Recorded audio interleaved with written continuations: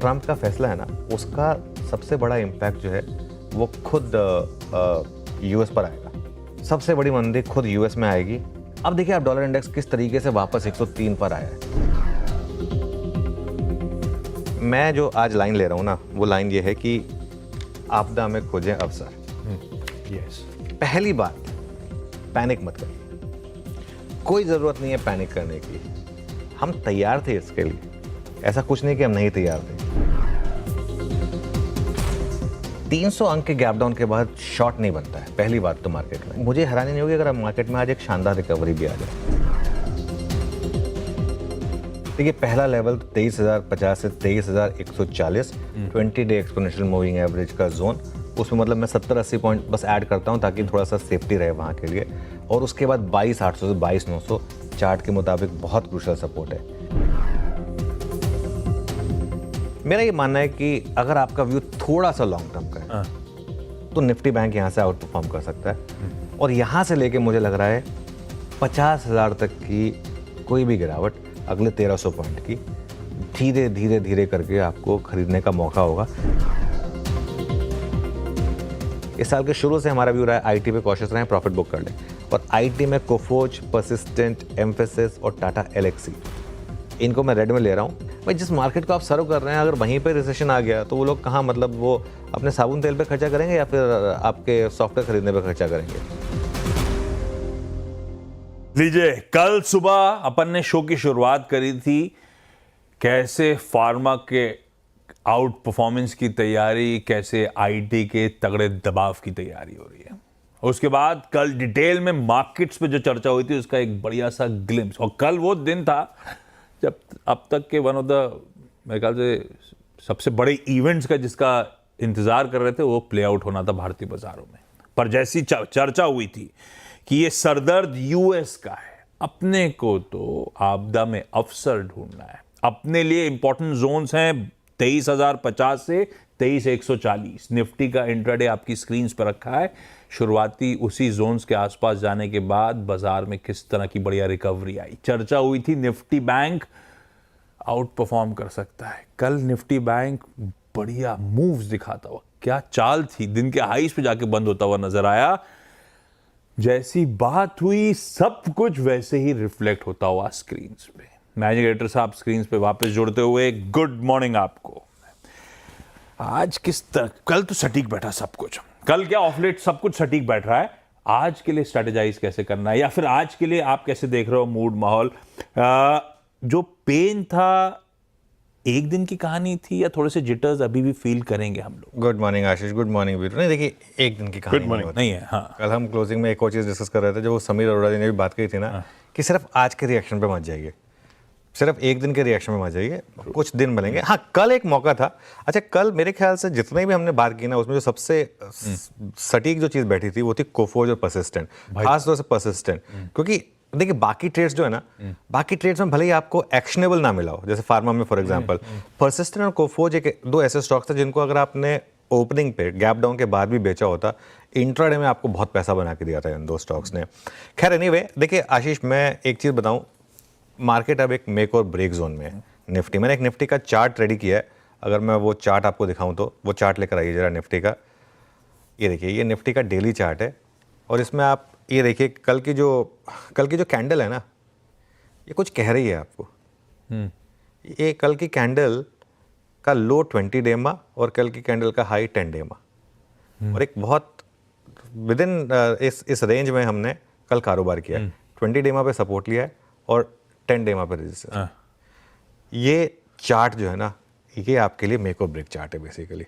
आज का जो बार बनेगा, आज बाय चांस, वैसे मैं लाइव कंटिन्यूस सेशन में होऊंगा नहीं, तो इसके लिए मैं अपनी स्ट्रैटेजी सिर्फ वहीं तक लिमिटेड रखूंगा। उसके बाद क्योंकि मैं होऊंगा नहीं तो इसके लिए थोड़ा सा टफ हो जाएगा उसको अपडेट करना है इसके लिए।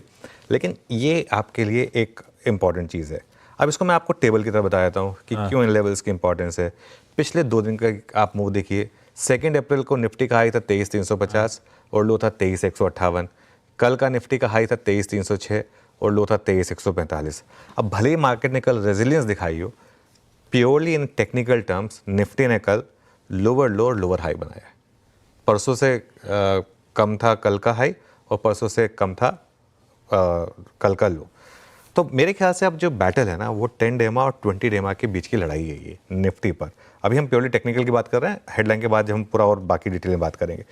अगर आप 23,100 के नीचे बंद हुए, मैं 50 पॉइंट दोनों साइड इसलिए ऐड कर रहा हूँ क्योंकि थोड़ा सेफ्टी नेट के लिए, 23,100 के नीचे अगर आप बंद हुए तो ट्रेंड आपका नेगेटिव हो जाएगा, और अगर 23,350 के ऊपर अगर आप बंद हुए तो आपका ट्रेंड पॉजिटिव हो जाएगा। बेसिकली अब लड़ाई इस चीज़ की है, दो में से एक चीज़ होनी है। कल का प्राइस एक्शन हमने बात की थी बार बार बढ़िया था, लेकिन कल की क्लोजिंग थोड़ी ख़राब थी क्योंकि कल क्लोजिंग में निफ्टी थोड़ा वापस गिरा था, खासतौर से आईटी की वजह से। अच्छा, एक और चीज़ है, कल जब हम क्लोज करके जा रहे थे हमने क्या बचाया था? हमने डाउ फ्यूचर्स 1000 पॉइंट नीचे बचा लिए थे। एक बार यूएस मार्केट लेकर आते हैं जरा। कल 1000 के बजाय हम शायद 1400-1500 गिर गए यूएस में। कल हम लोग यूएस में 1680 पॉइंट डाउ गिरा। 1680 डाउ गिरा। तो हम जितना बचा के गए थे उससे थोड़ा ज्यादा गिरे, उससे थोड़ा हम 1000 बचा 1100 पकड़ के गए। हम 1100 पकड़ के गए थे कि इतना तो मार्केट ने बचा लिया है। और हमारी मार्केट बहुत स्मार्ट है। नैस्डैक 6% नीचे, कल आईटी इंडेक्स 4.5% नीचे था। आईटी इंडेक्स को ये पता था कि आज नैस्डैक गिरेगा। जो भी ट्रम्प साहब ने किया है, सबसे बड़ा नुकसान होगा एप्पल को, सबसे बड़ा नुकसान एप्पल को, उनके दोस्त एलन मस्क को।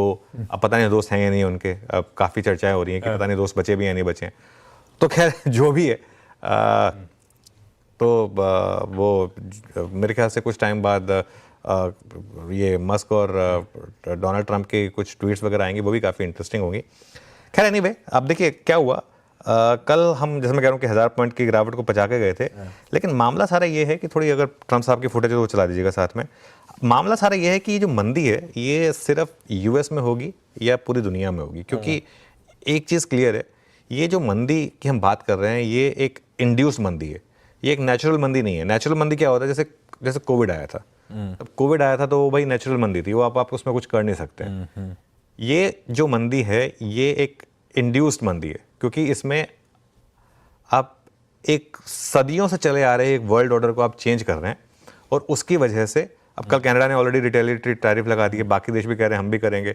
जापान, साउथ कोरिया और चीन ये बात कर रहे हैं कि क्यों ना हम अपना एक एशियन ब्लॉक बनाएं, और जापान और चीन दुनिया की दूसरी और तीसरी बड़ी इकोनॉमीज हैं, तो वो मतलब ऐसा नहीं है कि वो यूएस को फेस नहीं कर सकती हैं।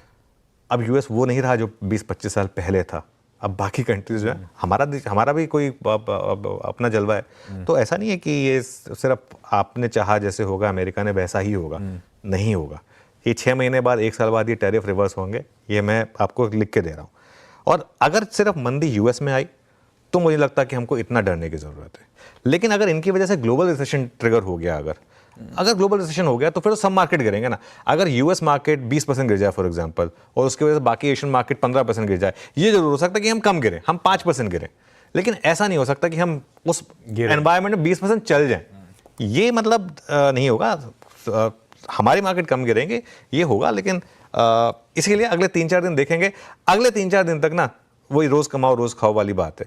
अगर आप ट्रेडर हैं, तो इन्वेस्टर हैं, तो वो आपकी अप्रोच अलग होगी, वो हम थोड़ी देर में डिस्कस करेंगे। बिल्कुल गुड। स्पेसिफिक अप्रोचेस पर अपन आगे आते हैं। आज के सेशन समीकरण जो बदले बदले से दिख रहे हैं, थोड़ा सा और दिक्कत में ग्लोब नजर आ रहा है, उस पर अपन चर्चा करेंगे और कैसे आज स्ट्रेटेजाइज करना है उस पर आएंगे। लेकिन पहले फ्राइडे की सुबह की बढ़िया सी हेडलाइन।